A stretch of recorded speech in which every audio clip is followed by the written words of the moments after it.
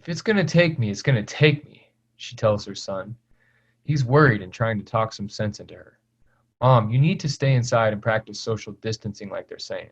You know, you're 66 years old and vulnerable, and I know, Brando, I know, and I know you're concerned, and believe you me, I am too. But this whole thing, the news, they just blow everything up to be the end of the freaking world, and I'm just not buying that. I mean, I'm being cautious and all, but I'm still doing my day to day, Brando. Hell, I might even let the man at Costco take me out on a date tomorrow night. Jesus, Mom, come on. What? He's a nice guy, and ever since your father died, I need some companionship. And he's a nice guy, and I think he's a widow too, or whatever, and that's great, Mom, and I understand you need some companionship, and under normal circumstances, I'd say go for it. But this is just not the time. Tell him he can take you out as soon as this all blows over. Mildred heeds her son Brandon, or Brando as she calls him, advice and delays the date with the man from Costco until it's safer for them to go out. She still does her daily routine, though. She drops off a few packages at the post office, one a birthday card for a close friend, the other some books for her granddaughter. She stops by Target for toiletries, though they're out of toilet paper, and she buys some bug spray for the drain flies.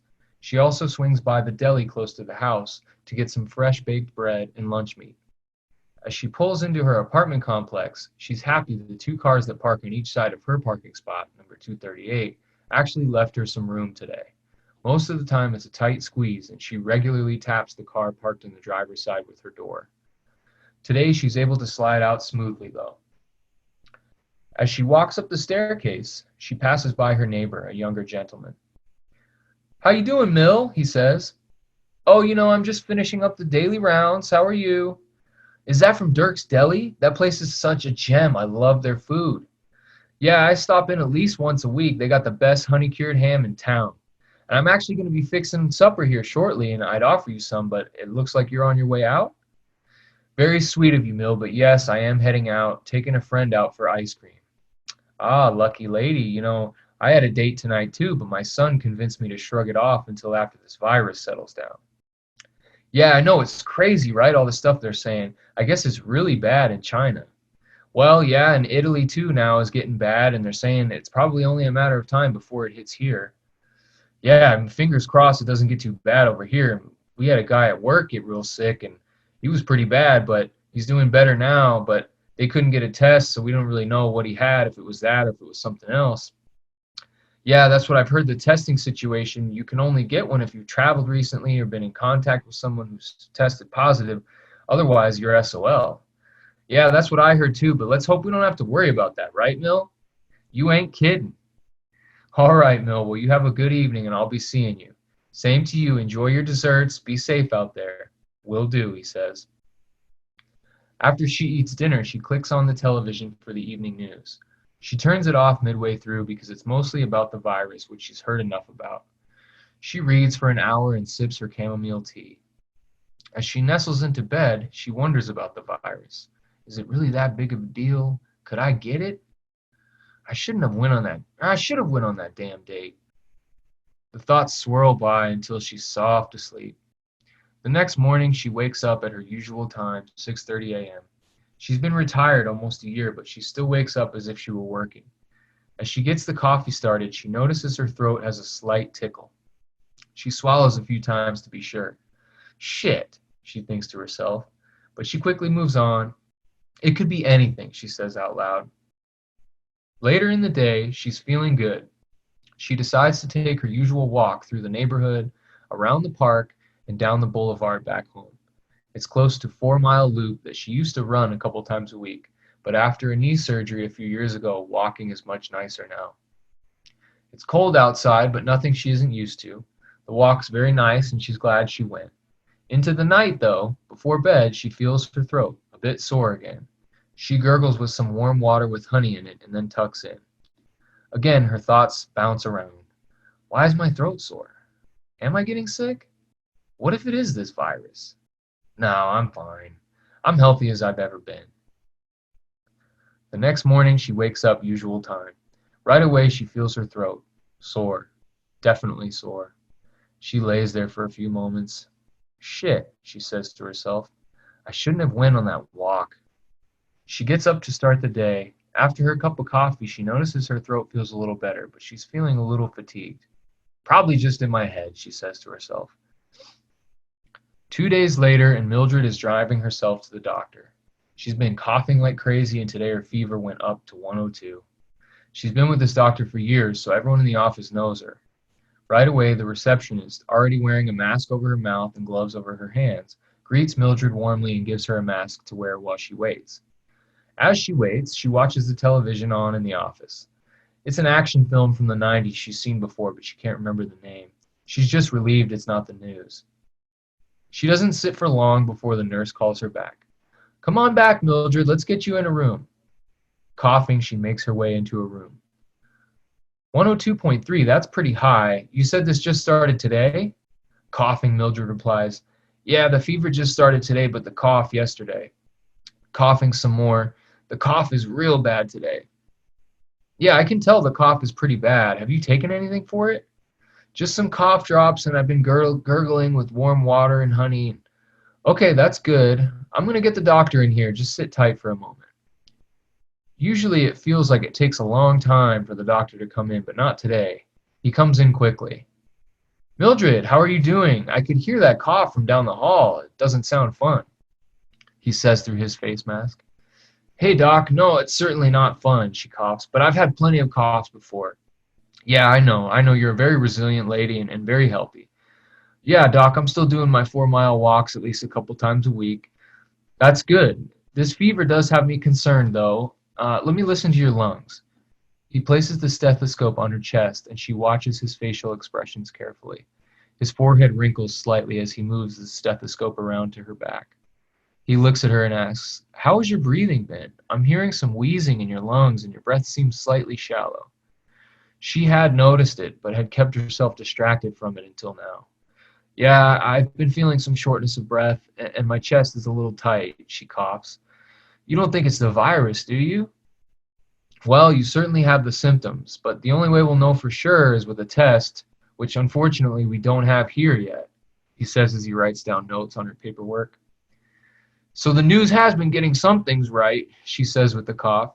He smiles. Yes, they have, but there are tests available at the hospital, and at this point, I think it would be a good idea to get you over there for a test, and also just to be sure things don't continue to get worse.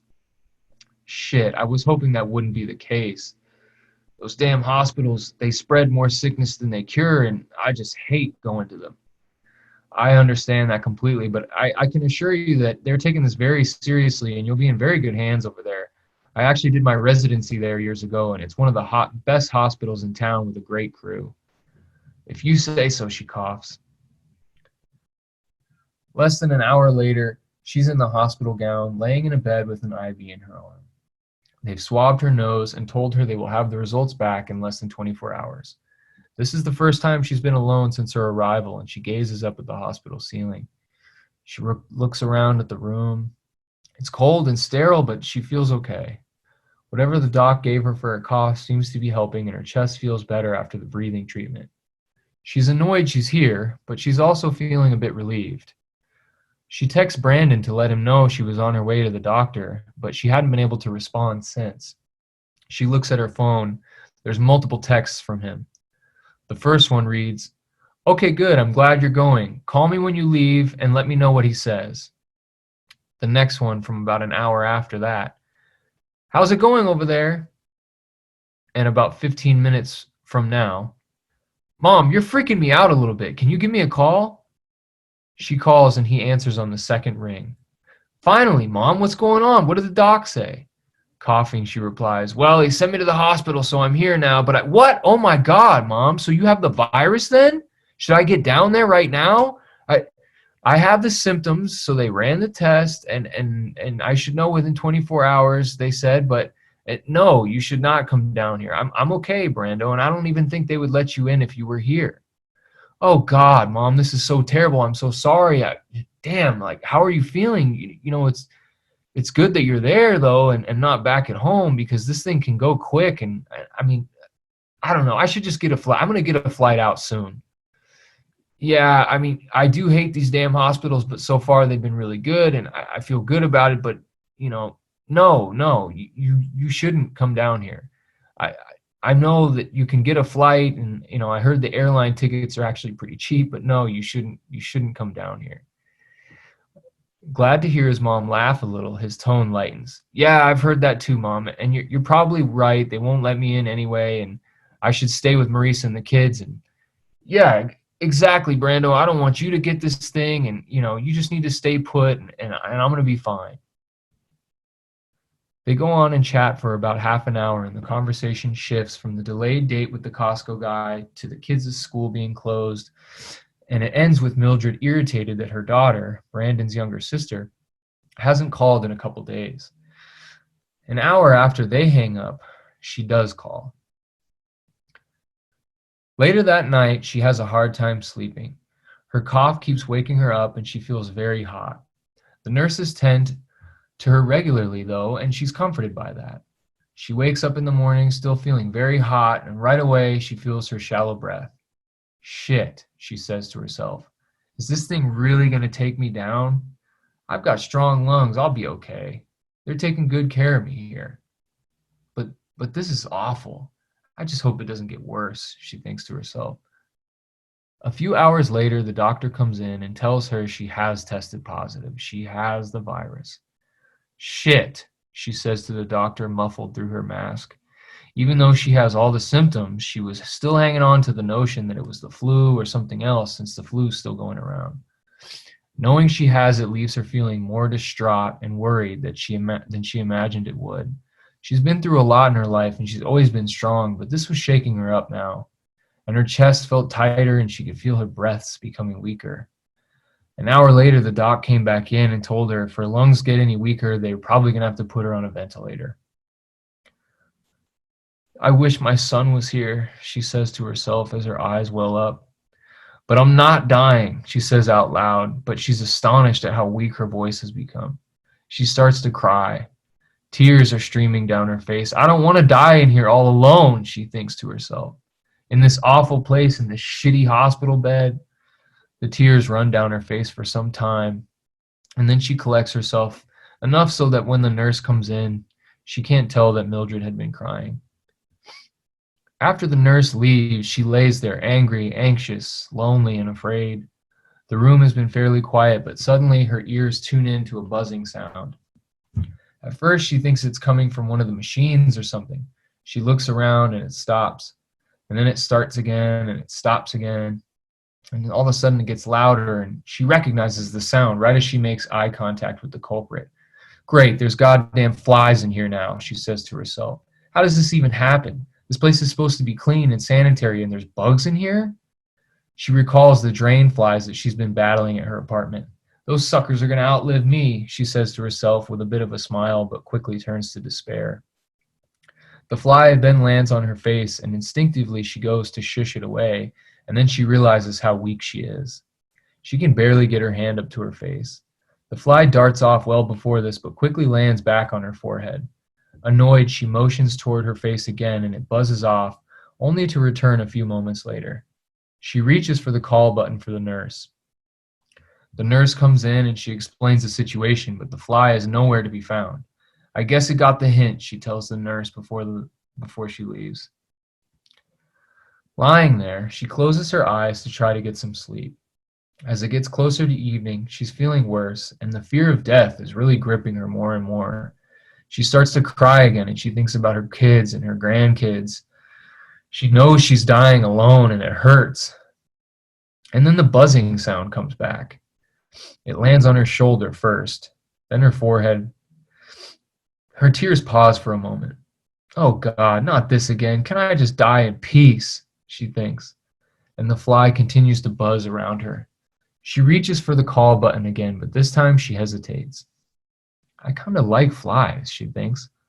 She recalls when she was a little girl, she used to like watching her mother get irritated and swipe at them, often missing.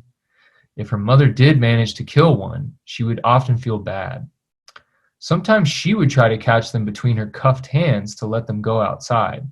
This rarely worked, but she liked to try and save them.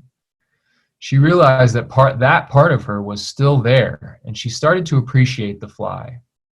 Suddenly, the buzzing sound was no longer annoying, but it was comforting.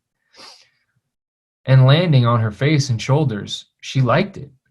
It was such a comfort to her that she ended up drifting off to sleep. She awoke frantically, with the doctor and nurses surrounding her and rushing her off. She tried to speak, but she realized she had a tube in her mouth and down her throat. Somehow she knew she was supposed to be anesthetized, but she was awake, and the doctor didn't know it. She tried frantically to lift her arm to touch them, but it felt like it weighed 1,000 pounds and she couldn't lift it. She thought about her family and how much she wished to be with them, and deep sadness shifted from rage back to sadness as she lay there alive but lifeless. And then she heard this buzzing sound again. She looked around in disbelief and then felt the soft touch of the fly on her forehead again. Confused but also relieved, she turned all her attention to the fly. And though she could not actually see the fly, she felt the fly's presence deeply. It was as if the doctors and nurses were no longer there, and then the fly buzzed its wings so loudly it was all she could hear. And at first it was startling, but then it became more of a soothing sound. It became more of a hum than a buzz. She felt her body ease with the sound, and then she felt something very strange. The soft touch on her forehead became more of a warming embrace. It was as if the fly's limbs had grown exponentially and embraced her head.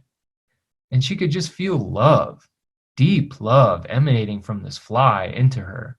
And though there were no words, she could feel that the fly was showing her immense gratitude for the kinship she had shown the fly. And somehow she knew that the fly was taking away her pain. The fly was taking away her illness. It was soaking it up like honey.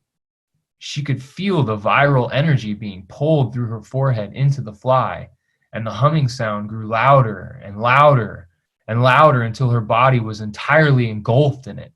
And finally, her whole body began shaking violently. And a moment later, she opened her eyes wider than she ever had before. "That was quite a good rest, wasn't it?" said the soft voice of a nurse. "Your body really needed that. How are you feeling, Mildred?" Astounded, Mildred takes a look around and takes a moment to reply.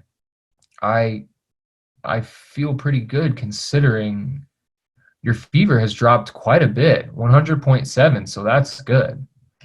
Still in shock, Mildred asks, "How long was I asleep? What time is it?" "It's 10 a.m. now, and I'm not sure when you fell asleep, but you've been sleeping since I started my shift at midnight, so at least 10 hours.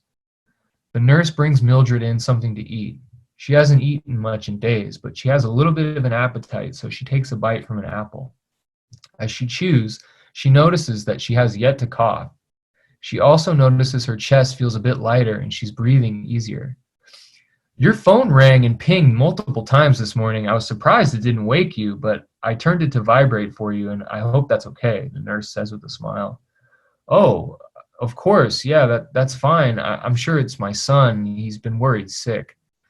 The nurse smiles again and walks out of the room. As she starts eyeing the bombardment of texts from her son, daughter, and friends, the nurse steps back in. "By the way, Nurse Jackie had told me you mentioned a fly in the room. I found it dead on your sheets this morning. I really apologize for that. I have no idea how that fly would have gotten in here. It's very strange. I don't think I've ever seen one in our rooms before." Mildred looks at her with a soft smile. That's quite all right, honey. It wasn't a bother to me, and I like flies, to tell you the truth." The next day, her symptoms have decreased dramatically. Her fever is gone, her cough is light, and she can breathe fairly easily. The doctors are surprised at her fast recovery, and one of them says, "There's no better medicine than a good night's rest." They tell her she can stay for another day if she'd like, but she's doing so well, she can leave today if she wishes. She wastes no time in being discharged, and a couple hours later, she's back at her apartment and on the phone with her son. "I'm not sure if I agree with you leaving so quickly, Mom. I mean, I know you're feeling way better and they gave you the go-ahead, but that's happened to other people and they wind up dead a few days later." "Yes, I know, Brando, but this is your mom we're talking about here. I know I'm healing and I can feel it," she says calmly. "Well, you do sound better, that's for sure. God, I was so worried about you. You know, most people don't recover from this like that. At least that's what the news is saying. You know, most people are ending up on ventilators and Well, my heart goes out to those people. It really does, because that was a very hard experience I had. And yeah, my heart just goes out to them. I know, Mom. Mine does too. I don't know how you did it though, Mom. I'm just so glad that you're okay. I just got some good rest and had some good companionship in there, that's all. Oh God, Mom, don't tell me one of the doctors was trying to take you out on a date or something. She laughs loudly. Oh no, I wish. No, the doctors were nice, but they weren't around much. They're busy. Yeah, so it was the nurses then? The nurses were real good? Yeah, yeah, Brando, the nurses were great. As she says that, she notices a fly buzzing in the kitchen and she smiles.